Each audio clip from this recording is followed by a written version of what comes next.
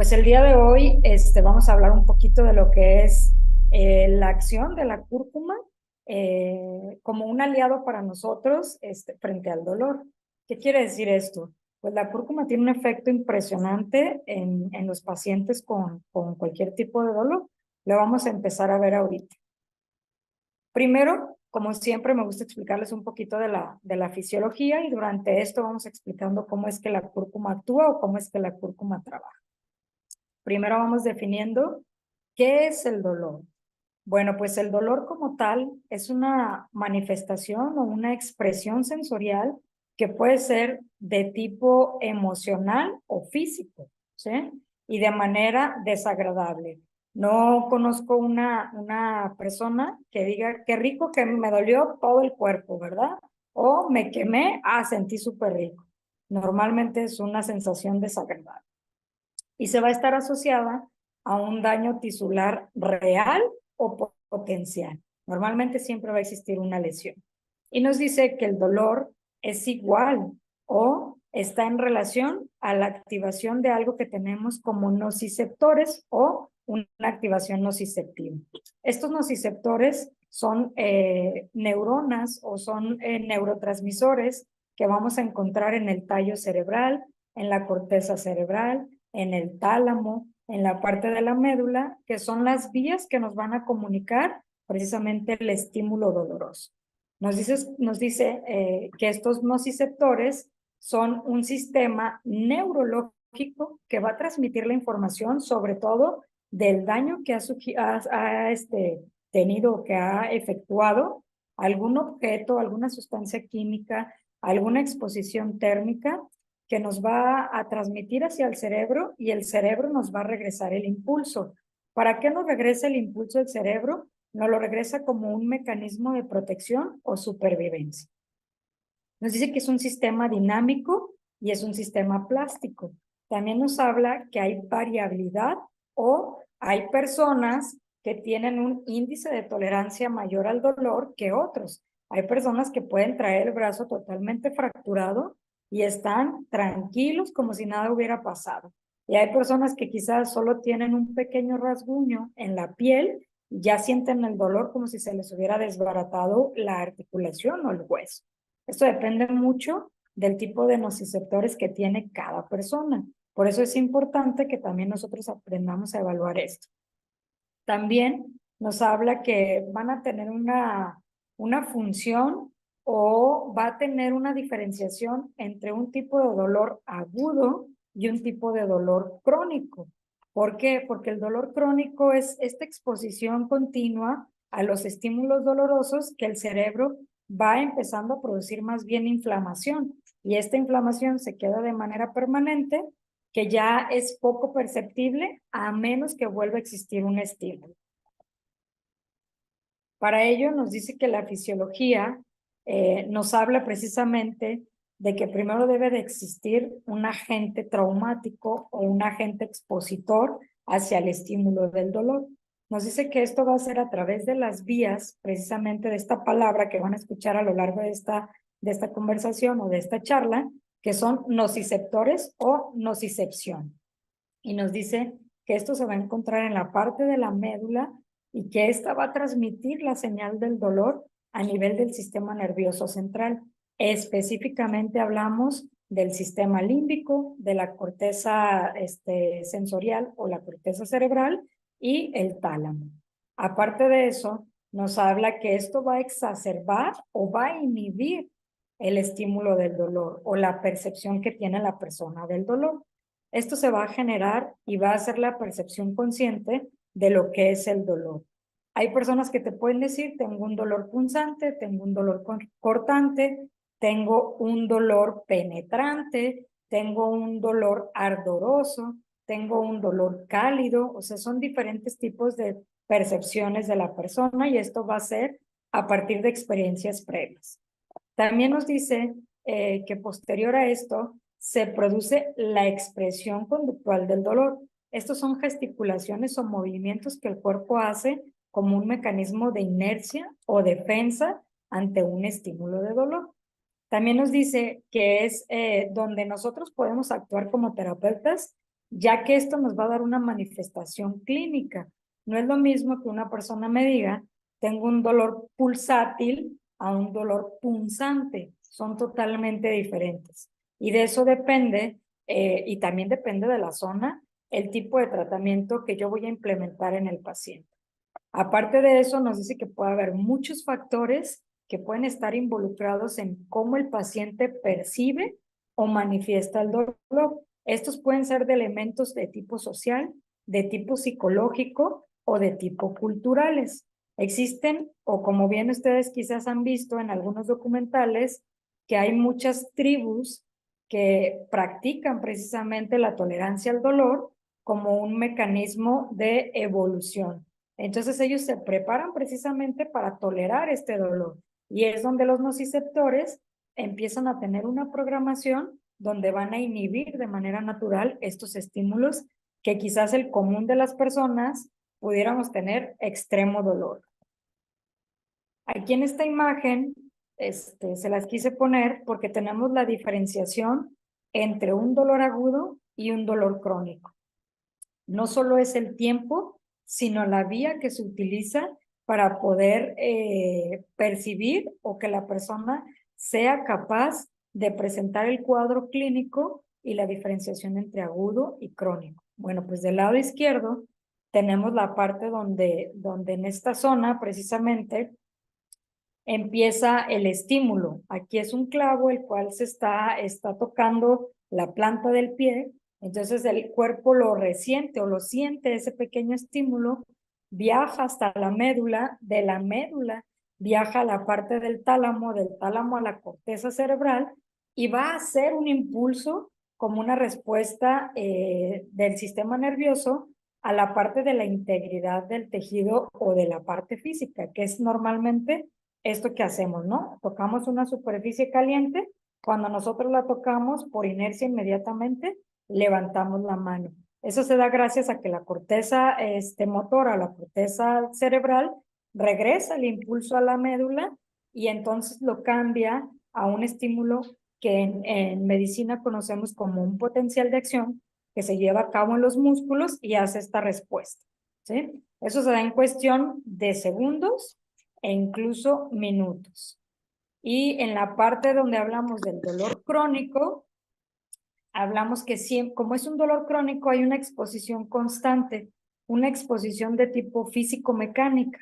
¿Qué quiere decir? Movimientos naturales que tiene el ser humano, pero que los hace rutinariamente.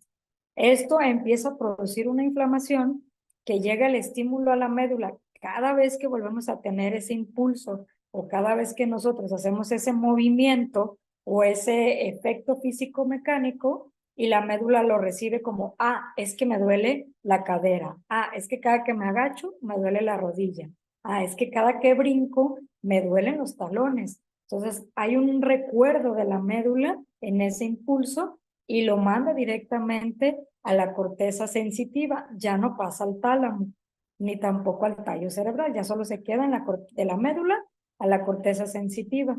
Y esto nos va a provocar que la corteza sensitiva nos diga, sí, es algo que ya tenemos por más de 6 meses, ¿sí? O tenemos por más de 15 días, más de 3 meses, 1 mes, 2 semanas, 3 semanas.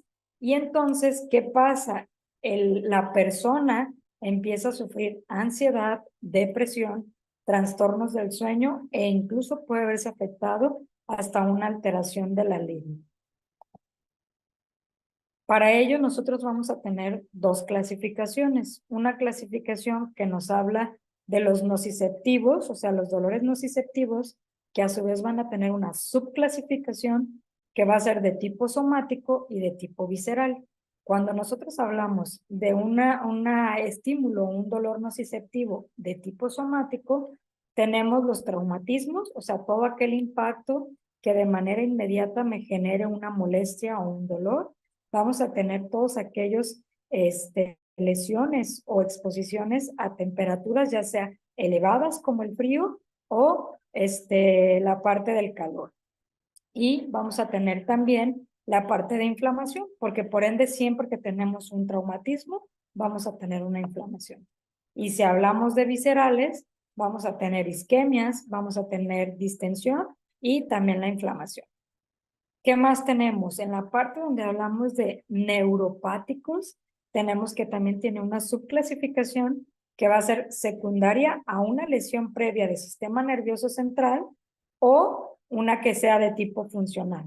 La lesión de tipo nervioso normalmente son dolores referidos. ¿Qué quiere decir esto? Hay personas que dicen, hace mucho tiempo tuve un accidente vehicular y el famoso latigazo, ¿no? Entonces, normalmente me duele el cuello, pero me duele del cuello hasta la cadera, ¿sí? Entonces es un dolor referido que viaja de un lugar a otro, abarca una gran trayectoria de sistema nervioso.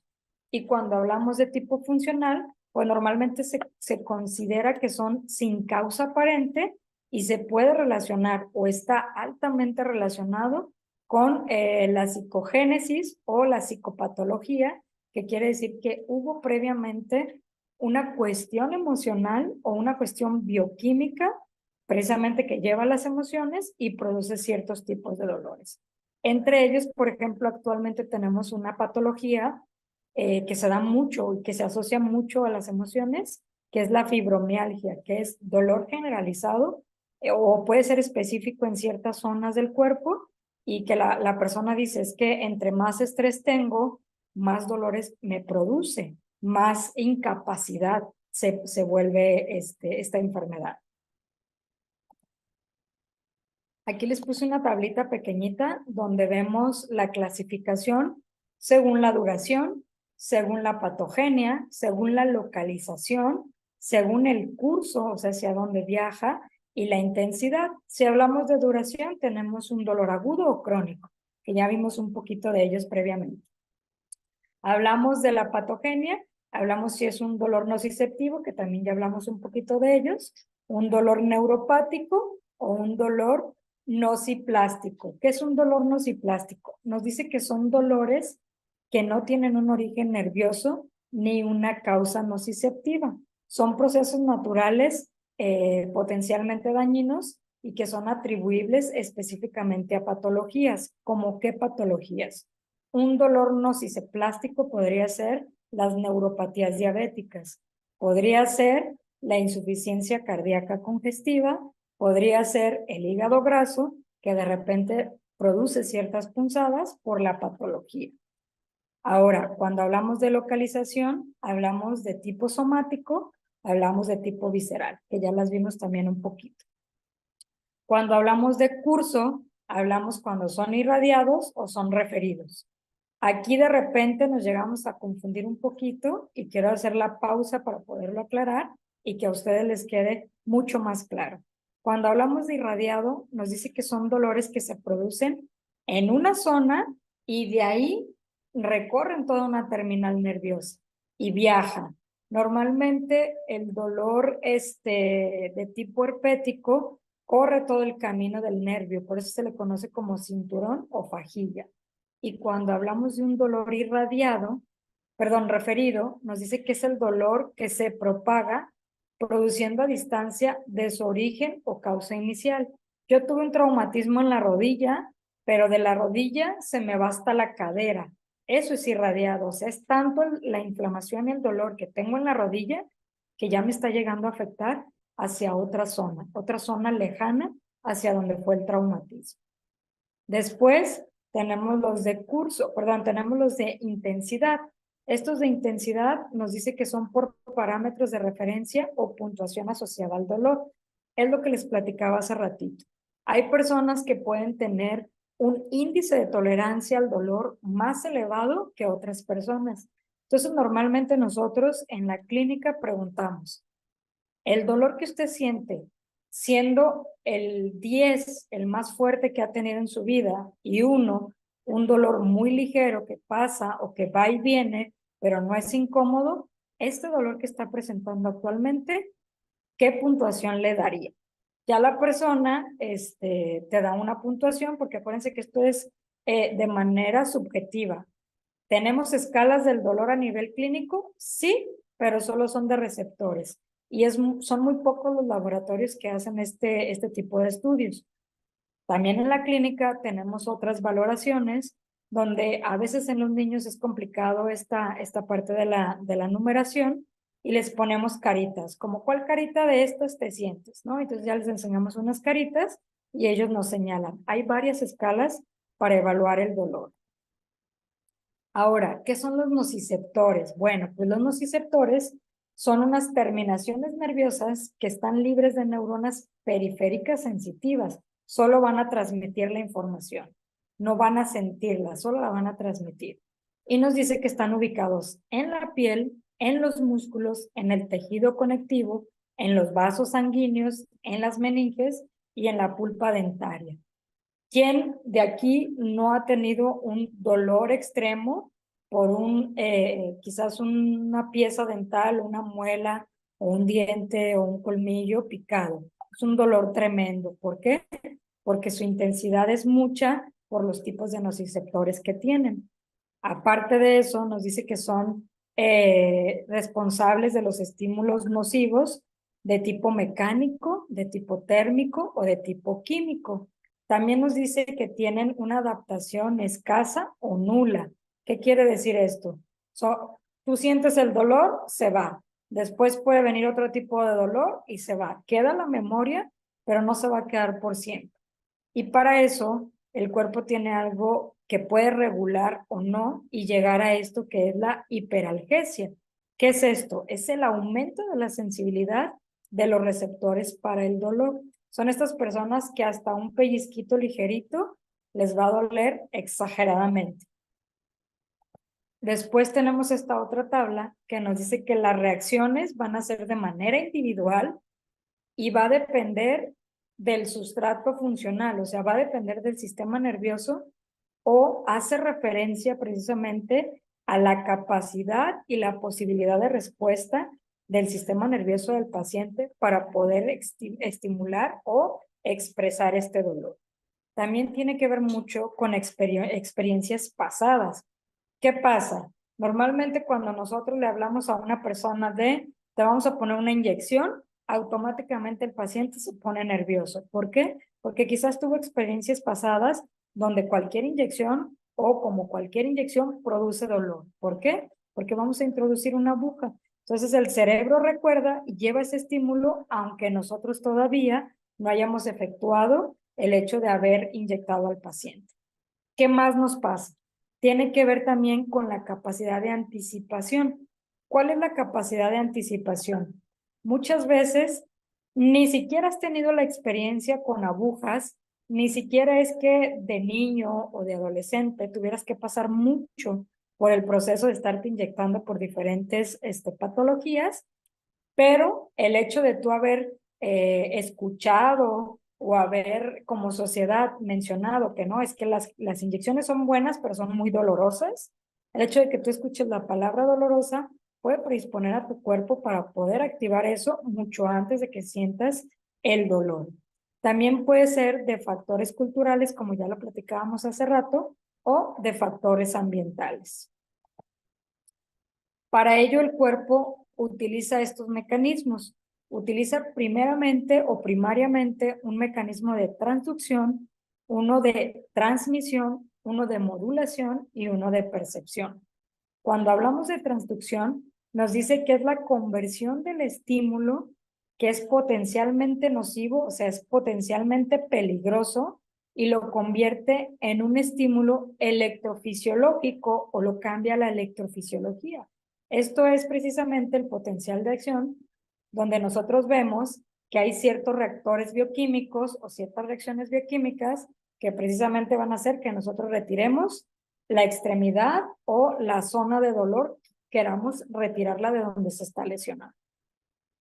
Si hablamos de la transmisión, nos dice que va a ser un envío ya de la electrofisiología hacia la información codificada de manera periférica hacia la parte central, que es la parte del tálamo, de la corteza cerebral, de la médula, y que va a seguir esta vía para poder proteger la extremidad que está en riesgo o la zona que se pone en riesgo.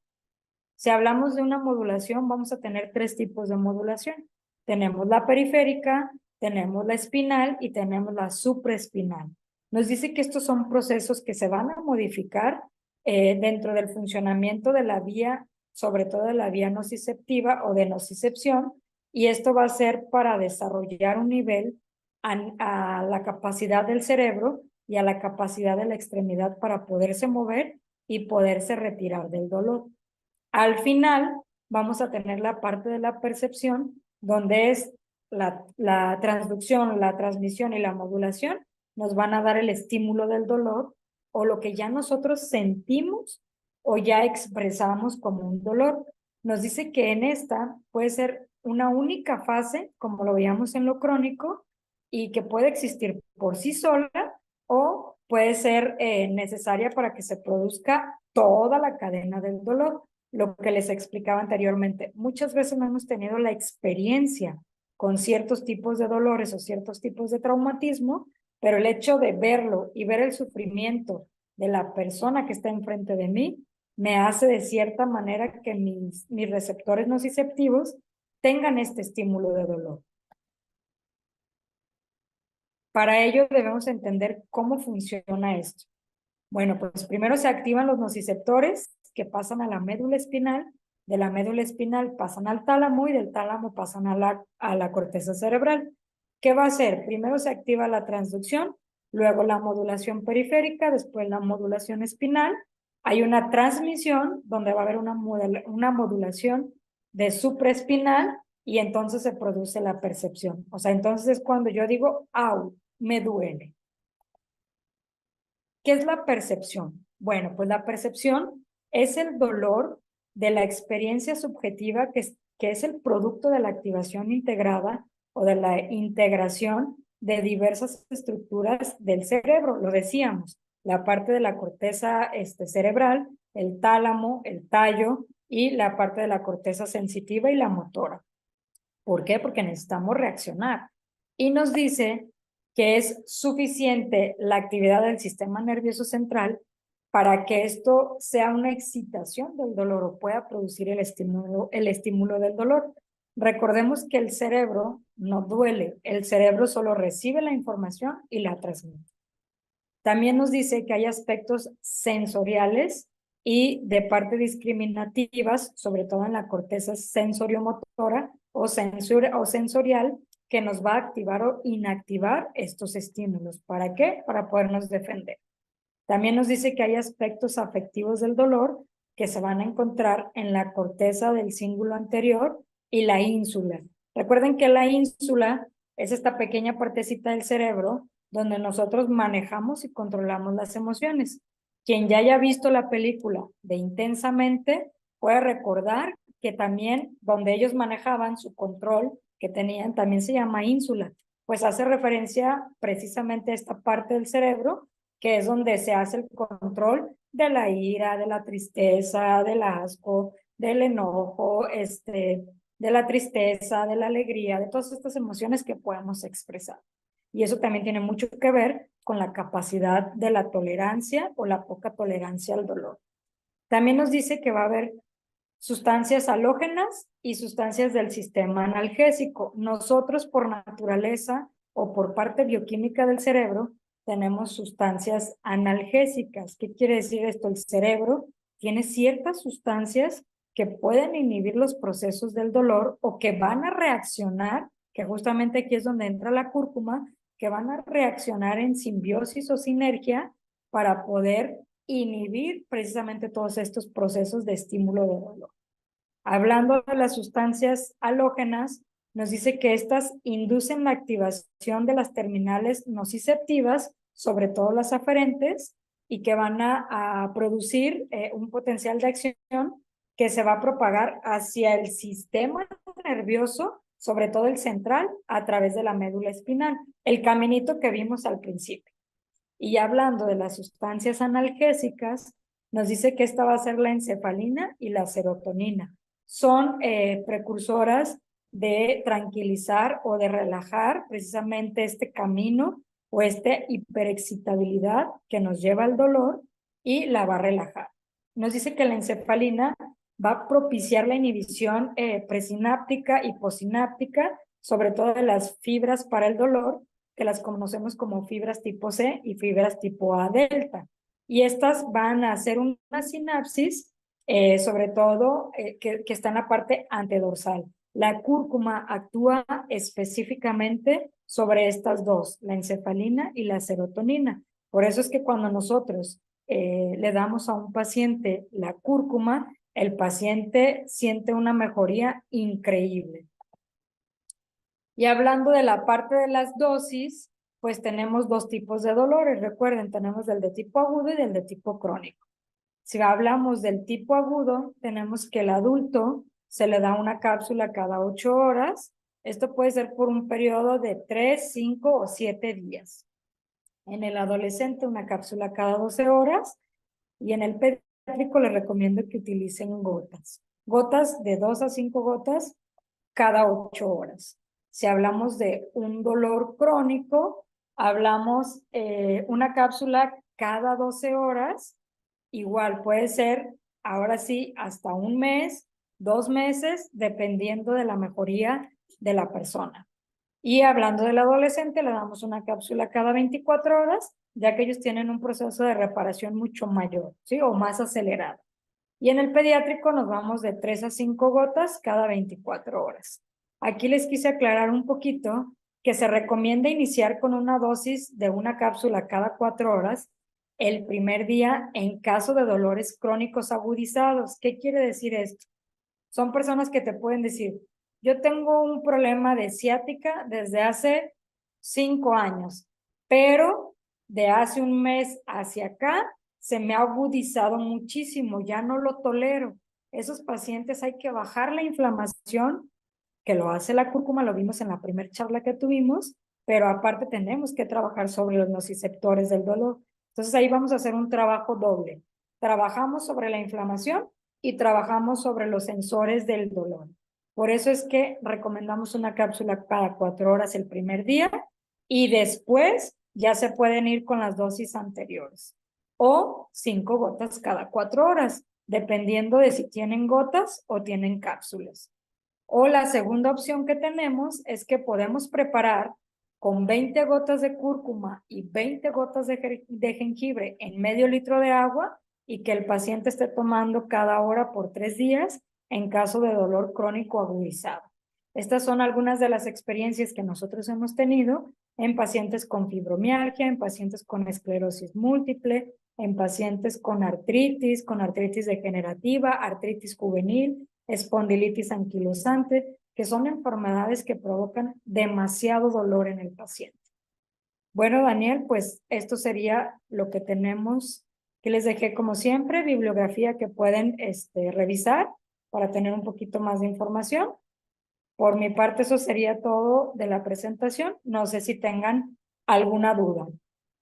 De hecho, había visto un video, Susana, y me llamó la atención porque hablaban de un estudio médico, nada más que me hace falta buscar ese estudio, que hablaban precisamente de que lo comparaban con el ibuprofeno, ¿no? Ujú. Y recuerdo que en este estudio médico específicamente hablaban de artrosis de rodilla, pero decían que era 5 veces más potente usar la cúrcuma, pero sin daño hepático. Dije, bueno, ya necesito ver que no le hayan exagerado en el video porque pues también tenía su marketing, pero lo hablaban de las diferencias de cómo tratar dolor de forma natural y sin daño hepático, ¿no? Que al contrario nos va a ayudar a depurar ciertos metales pesados. Entonces se me hace muy interesante, sabía del poder, pero no a ese grado que fuera tan potente comparándolo con el fármaco, yo creo que de los más usados, ¿no? Como el ibuprofeno. Sí, de hecho, es un estudio que, si no me equivoco, fue realizado entre el 2010 y el 2016. Te lo busco porque sí lo tengo y se los compartimos en el grupo, pero sí habla específicamente de la capacidad que puede llegar a tener comparándolo con el ibuprofeno, en cuestión del dolor, pero sí, como dices, te habla de que no es tóxico y al contrario, también te promueve la parte de desinflamación y de detoxificación del cuerpo. Es decir, sí Sí. es muy interesante. Nos están haciendo llegar las preguntas, vamos a comenzar. La primera es, ¿qué se recomienda más, gotas o cápsulas? Realmente eso es cuestión de tu paciente.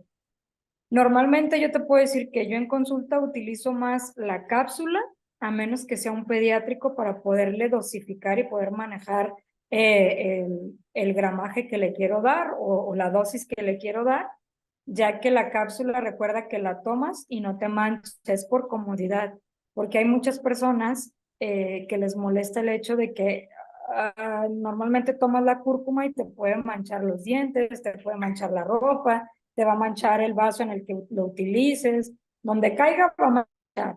Entonces la cápsula se hace específicamente por comodidad. La gota, a menos de que quieras, como les decía, manejar un poquito más estrictamente tu dosis. Que me digas, no, me voy de 5 gotas, me voy de 7 gotas.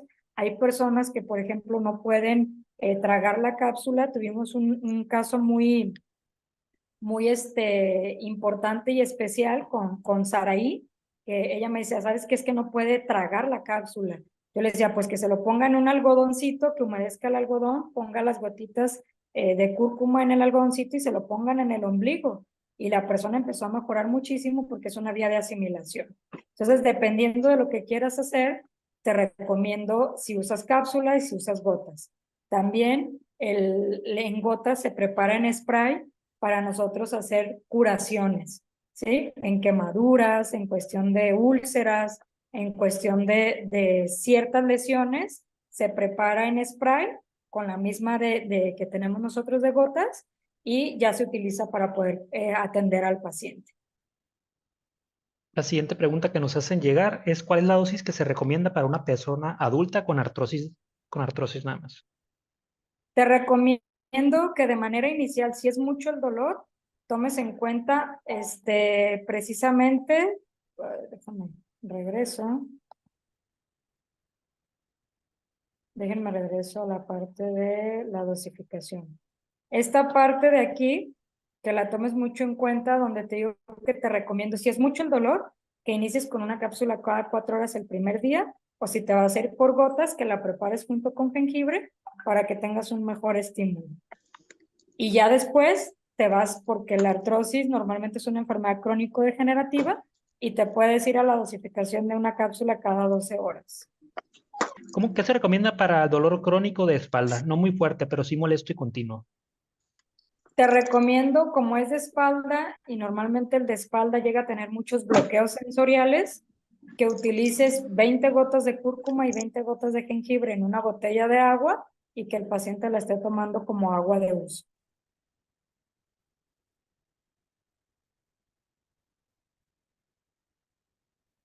Nos preguntan, en la información que viene en los frascos o cajas se dice que el proceso que se maneja de la extracción de la cúrcuma es por medio sintético. ¿Nos puede dar más detalles?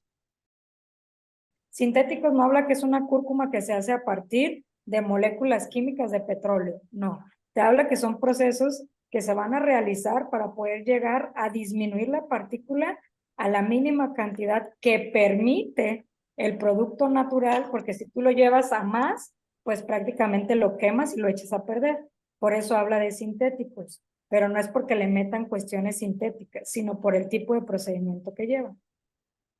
Sí, el proceso ya de ponerlo en biodisponibilidad en nanopartículas, ¿no? Pero siempre los productos son naturales y se busca que vengan al proveedor de la mejor, de la parte de más calidad, ¿no? Natural.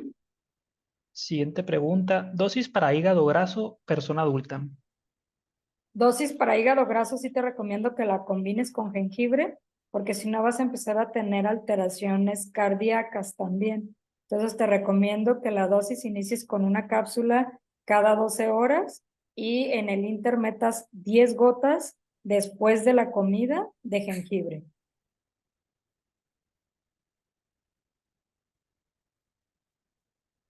Nos preguntan, perdón, entré un poco tarde. La pregunta es, cuando dicen gotas, ¿es de tintura o microdosis? Saludos. Ninguna de las dos, es la misma cúrcuma, nada más que la tenemos en presentación de gotas y la tenemos en presentación de cápsulas. En realidad es la misma nanotecnología, pero la vas a ver en gotas. De hecho, cuando tú la pones en el agua, vas a ver que no es como la tintura o como la microdosis, porque la tintura y la microdosis normalmente están hechas a base de alcohol. Estas no cuentan con alcohol, son hechas a base de la misma nanotecnología. Aquí nos comparte una experiencia que una persona que tomaba ibuprofeno como dulce, dice, y llevo tiempo de tomar la cúrcuma, ya no tomo ibuprofeno. Pues excelente, Exactamente. ahí Pues tenemos muchas el caso gracias de por compartirnos. dosis recomendada para pacientes con cáncer. Miren, pacientes con cáncer, que de hecho vamos a tener una charla específicamente de cáncer, pero en pacientes con cáncer la verdad es que yo uso dosis altas y normalmente no es el único producto que uso. Yo utilizo cúrcuma y les mando normalmente 2 cápsulas en la mañana, 2 en la tarde y 2 en la noche. Aparte de eso, les mando 10 gotas de jengibre después de la comida, porque esto nos ayuda mucho con las náuseas que se producen durante la quimioterapia o la radioterapia. Y utilizo el Dreaming Deep porque recuerda que una parte funcional o una parte estructural nosotros practicamos algo que se llama oncología integrativa, que es precisamente el acompañamiento de estos pacientes que llevan su proceso de quimioterapia, de radioterapia o cualquier proceso que decidan llevar y les damos complementos alimenticios que le van a reforzar para que el paciente no sufra los efectos secundarios de este tratamiento. Entonces, una de las partes más importantes para nosotros es el descanso y la recuperación del paciente con cáncer. Entonces, por eso también utilizamos el Dreaming Deep. La siguiente pregunta tiene que ver igual con la anterior. Pacientes con cáncer menores a 15 años, las dosis sugeridas. En ellos igual, porque acuérdate que cuando hablas de cáncer, hablas de una exposición reactiva de la célula que realmente pues pone en peligro la vida. Entonces, lo mismo, 2 cápsulas cada 8 horas, a menos que si sea un pediátrico y hablamos de 6 a 10 años, ahí les doy 10 gotas en la mañana, 10 en la tarde y 10 en la noche. Siguiente pregunta. Para pie diabético, ¿qué es recomendable y cómo se prepara? ¿Se diluye en agua? Normalmente la preparación es más bien que pongas a hervir agua, porque acuérdate que como es una nanoemulsión, pues realmente es como si fuera aceitosa, ¿sí? Entonces necesitas tener un poquito de temperatura para poderla diluir, y normalmente yo recomiendo que le pongan para 1 litro de agua, ya que esté hirviendo, tres pipetazos del pomo del goterito de cúrcuma, lo dejas enfriar y ya con ese haces tus lavados en cuestión de las úlceras o las lesiones que tengas por la diabetes. La siguiente pregunta que nos hacen. Dosis específica para pacientes con ciática. Dosis específica, 1 cápsula cada 4 horas, sobre todo el primer día, y después te vas a 1 cápsula cada 8 horas, hasta la remisión del dolor, ya sea 3, 5 o 7 días, que más o menos es lo que va a tardar. Y después, si ya es muy recurrente, te vas a 1 cápsula cada 24 horas. Nos preguntan, ¿puede ayudar a personas con algún padecimiento en la piel? Sí, claro, nada más que eso cambia la dosificación. Aparte, acuérdate que también tenemos el sérum de cúrcuma, que también te ayuda con los efectos y trastornos de la piel. No solo es para la estética, sino que tiene las propiedades de la cúrcuma y está hecho específicamente para la piel, porque acuérdate que la cúrcuma mancha. Entonces, si tú quieres aplicarla directamente, te va a manchar la piel. Pero lo que sí puedes hacer es tomar 1 cápsula cada 24 horas y aparte utilizar el sérum de cúrcuma. Sí, el serum me ha tocado para procesos de cicatrización y también muy, muy rápido. O de repente una Sí, ampollita o alguna herida ahí en la cocina y veo cómo baja mucho el dolor y ya no prospera la herida o en el e, caso de ampollas. Ujú. e incluso, digo, hoy no es el tema, pero tenemos el jabón dermolimpiador, que pueden ustedes hacer este clásico tres en uno, que son los 3 pasos de belleza, que utilizan el jabón dermolimpiador para lavarse la cara. Después podemos utilizar el sérum de cúrcuma y al final pueden utilizar la crema hidratante. Y eso ya es un cuidado de la piel. Nos escriben, me detectaron espondilitis anquilosante. Que ahí te vayas más a la segunda opción que pusimos, que son 20 gotas con cúrcuma y 20 gotas con jengibre, y que te lo tomes cada hora para que tengas una mejor desinflamación y detoxificación de tu célula. Porque acuérdate que la espondilitis anquilosante se considera de tipo reactiva y generalmente puede estar ocasionada por altos niveles de estrés, lo que conlleva a altos niveles de cortisol, y esto te inflama o te hace en la parte de bioquímicos la proteína C reactiva que esté muy elevada. Entonces, realmente, si quieres tener un mejor efecto, te recomiendo que te vayas por la segunda opción para que tengas un mejor resultado. La siguiente pregunta, para mezclar las 20 gotas de cúrcuma y jengibre en medio litro, ¿es en agua caliente, tibia o al tiempo? ¿Tomar cada hora? ¿Qué cantidad? Saludos. Yo te recomiendo que sí primero, sobre todo la cúrcuma, el jengibre no tanto, pero la cúrcuma sí que la diluyes en poquita agua tibia y luego ya la mezcles con todo lo demás. Porque si no, te vas a tardar mucho, porque sí se logra en agua ambiente, a temperatura ambiente, se logra que se diluya, pero te cuesta más trabajo y a veces quedan pequeñas partículas. Y en agua un poquito tibia la puedes diluir, haces que se disuelva la partícula como tal y ya la mezclas con las 20 gotas que tienes de jengibre y la demás cantidad de agua. Nos preguntan que si es recomendable para dolores premenstruales. Muchísimo, nada más que acuérdate que también como funciona como un anticoagulante, durante el ciclo menstrual podrías tener un poquito más de sangrado. Yo te recomiendo que más bien lo tomes previo a tu ciclo menstrual para que desinflames, porque normalmente el cólico es por una inflamación del endometrio que se queda de un periodo previo, se queda atorado o se queda ahí y entonces produce ese desprendimiento del endometrio, produce el cólico. Entonces yo te recomiendo que lo tomes antes, unos 15 días antes lo empieces a tomar y 2 o 3 días previo a tu periodo lo suspendas porque sí podría producirte un poquito más de sangrado. Nos preguntan por la dosis para síndrome metabólico. Mira, para síndrome metabólico sí es otro tema muy extenso porque, como les comentaba, realmente no es lo único que vamos a trabajar, porque ahí también trabajamos la chía y trabajamos el jengibre. Entonces, realmente, dependiendo de la cantidad de insulina que tenga el paciente, de colesterol y triglicéridos, si el paciente ya tiene hipertensión o no tiene hipertensión, es la dosis que vamos a manejar. No se preocupen, es un tema que también tenemos pensado y visto y un poquito más adelante lo vamos a abordar y les voy a dar ciertas características para que también ustedes sepan cuál dosis darle al paciente. Nos preguntan que si además de cúrcuma y jengibre, ¿hay algo más que se recomiende tomar para fibromialgia?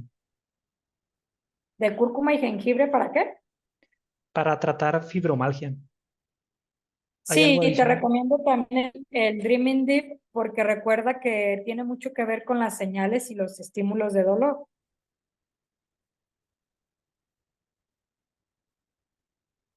¿Cuánto tiempo se debe tomar la cúrcuma y cuánto tiempo descansar? Mira, como está hecho en nanopartículas, tiene una capacidad de absorción y eliminación mucho más rápida que cualquier otro tipo de suplementos.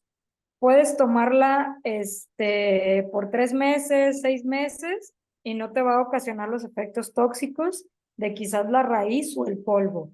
Pero yo normalmente lo ideal es que se los mando 3 meses, descanso un mes, evalúo al paciente y vuelvo a indicar cúrcuma o ya no le indico si ya no hay inflamación o dolor. ¿El serum podría ayudar para queratosis plantar?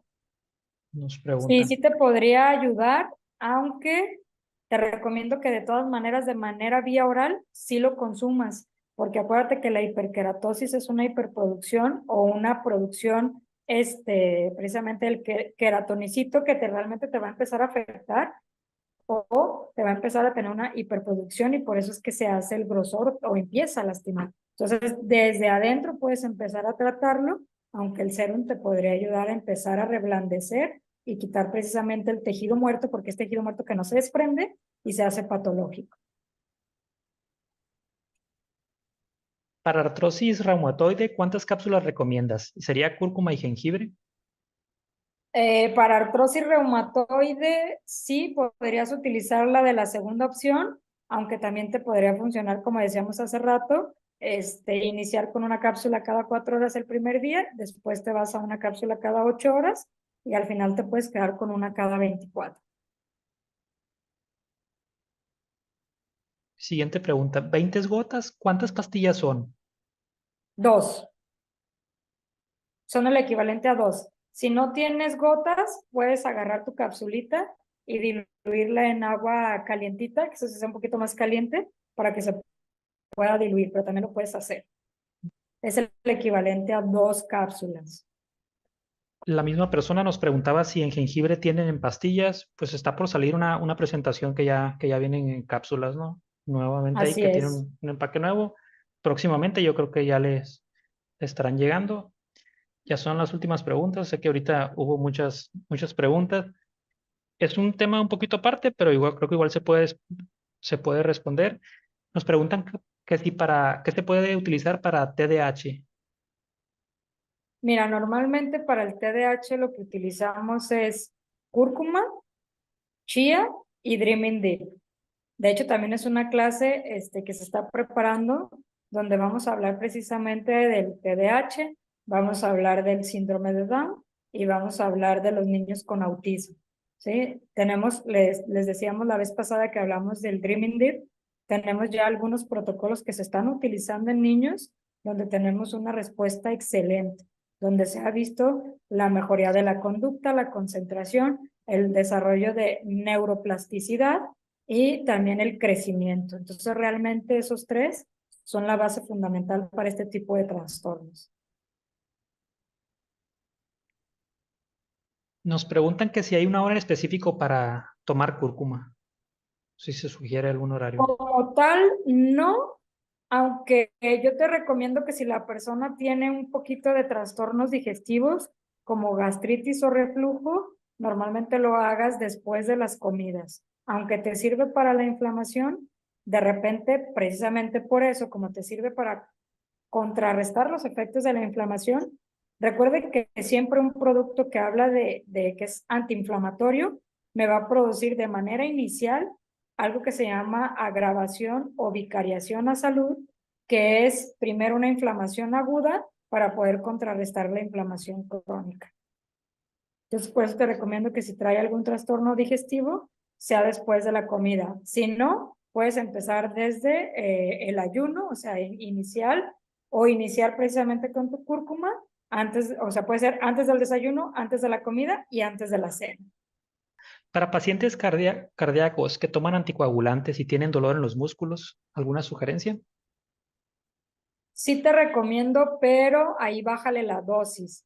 Bájale la dosis a una cápsula una vez al día, pero te recomiendo que la combines con chía, porque acuérdate que la chía nos trabaja mucho sobre el nivel cardíaco, o sea, es un cardioprotector y te va a ayudar bastante. Entonces, cuando lo combinas, evitas que precisamente la parte del efecto, porque acuérdense que cuando nosotros tomamos un tratamiento anticoagulante y aparte le agregamos cúrcuma, potenciamos el efecto coagulante, ¿sí? Bueno, anticoagulante, o sea, potencias que realmente el medicamento que ya toma, si es efectivo, sea 2 o 3 veces más efectivo. Por eso es que metes la chía, para proteger un poquito esa parte, tanto de venas y arterias como el músculo cardíaco.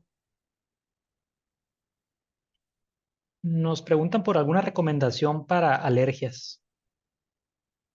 Para alergias sí te lo recomiendo porque al final va a producir una inflamación, una cápsula una vez al día, pero te recomiendo que lo combines con citrus, ya que acuérdate que el citrus trae vitamina C, D y E, lo hablábamos la semana pasada, ¿sí? Y te va a mejorar precisamente el sistema inmunológico y los mecanismos de respuesta y defensa. Indicaciones y dosis si se toman simultáneamente cúrcuma, chía, jengibre y melatonina. Si las tomas simultáneamente, lo decíamos la vez pasada, a menos que lo hagas como en la opción donde te pongo la segunda opción, que cúrcuma y jengibre, como son de la misma familia, sí las puedes combinar. El Dreaming Deep no lo vas a combinar con ellos. Te tomas esto, dejas pasar 5 a 10 minutos y te puedes tomar el Dreaming Deep. ¿Un diabético puede tomar de por vida la cúrcuma? Sí, nada más que a él se lo das ya con una cápsula cada 24 horas, porque acuérdate que eso ya es un proceso crónico degenerativo, a menos que traiga una agudización. Si trae una agudización, te vas a una cápsula cada 8, una cápsula cada 12, dependiendo del tipo de agudización. ¿Lo pueden tomar pacientes con Alzheimer?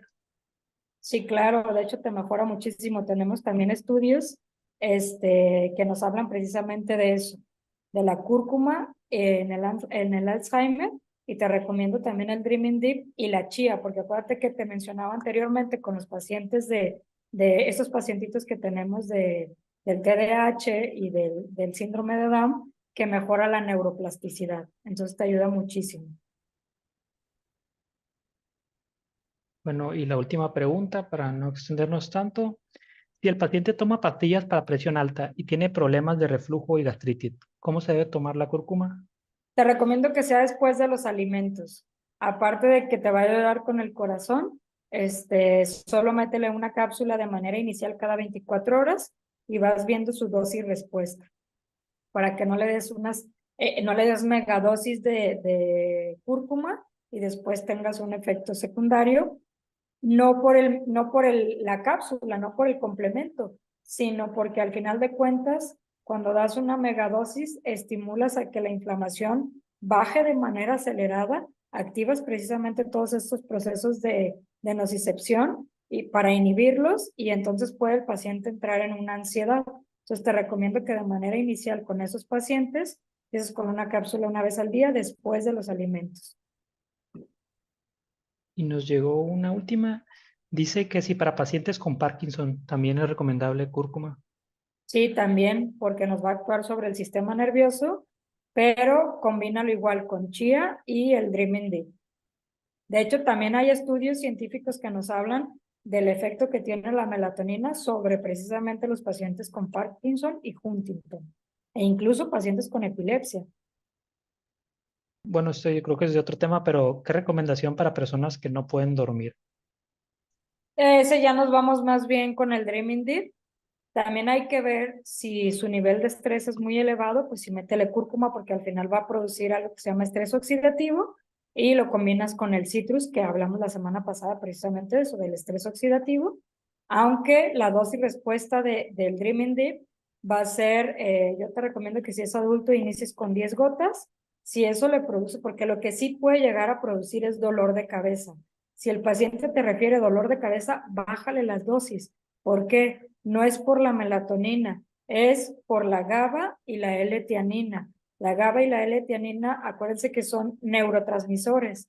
Entonces, a veces el cerebro está tan bloqueado que cuando tú le metes un neurotransmisor, ¿qué pasa? Se desbloquea, la información fluye y es una N cantidad de información que el cerebro entonces se acelera y empieza a producir una inflamación. Por eso es que hay que bajar las dosis. Y nos llegó una última pregunta. Cuando se toma en gotas la cúrcuma, ¿cómo se toma? Ahí yo te recomendaba o les decía que yo lo utilizo más en niños. ¿Por qué? Porque en los niños mando 2 gotas, 5 gotas, 3 gotas, 5 gotas. A veces en los adolescentes llego a manejar 7 gotas, 14 gotas, entonces no puedo partir la cápsula. Sí la puedo diluir, pero imagínense tronar una capsulita para ponerle nada más las gotas y luego guardar mi capsulita, mejor lo consumo en gotas. Por eso es que realmente lo seguimos teniendo en gotas. Pero si lo quieres tomar, pues puedes ir desde 2 gotas hasta 10 gotas, 15 gotas, 20 gotas, aunque es más práctico en cápsula. Bueno, yo creo que sería todo. Hubo una ronda muy larga de preguntas aquí, pero igual les propongo Bueno, que si salen más dudas ya al ver la clase, nos dejen en los comentarios de YouTube. Yo, antes de la clase anterior, ya pego una leída y les hago llegar los comentarios, ¿no? Para pasarlos a la siguiente clase y que no se extienda, porque va a haber algunas que van a ser de temas que están próximos a venir, entonces ahí se va a ir complementando. Pero te agradecemos mucho, Susana. Fue una super clase, hubo una buena ronda de preguntas, lo cual nos habla que hay mucha participación pues se sí. entiende por qué se está usando la cúrcuma para remediar varios problemas de este tipo. Sí, yo Entonces, también les agradezco mucho porque el hecho de que ustedes participen es señal de que están utilizando el producto, que lo quieran utilizar y que están muy interesados en todos estos temas que compartimos con ustedes. Les agradezco como siempre. Les reitero su apoyo hacia la comunidad Y les recuerdo que hay que aprovechar todos los recursos que tenemos. No desaprovechen nuestra clase también de los jueves, ya que acuérdense que esto es salud física, salud emocional y mental, pero a nadie nos cae mal una salud financiera, ¿verdad? Entonces, no dejen de acompañarnos también el jueves. Los esperamos como siempre con un gran cariño y un gran apoyo hacia ustedes. Y pues, como siempre, no me queda más que darles las gracias. Muchas gracias a todos por estar aquí capacitándose y nos vemos ya sea el jueves para la sesión de negocios. Si tienen invitados y ya están usando los productos, los pasan para el jueves y el martes próximo pues estaremos en la siguiente tema. Les agradecemos a todos y que pasen muy buenas noches, ¿eh? Muchísimas gracias, Susana, como siempre. Cuídense, que estén muy bien. Que pasen Buenas buenas noches. noches.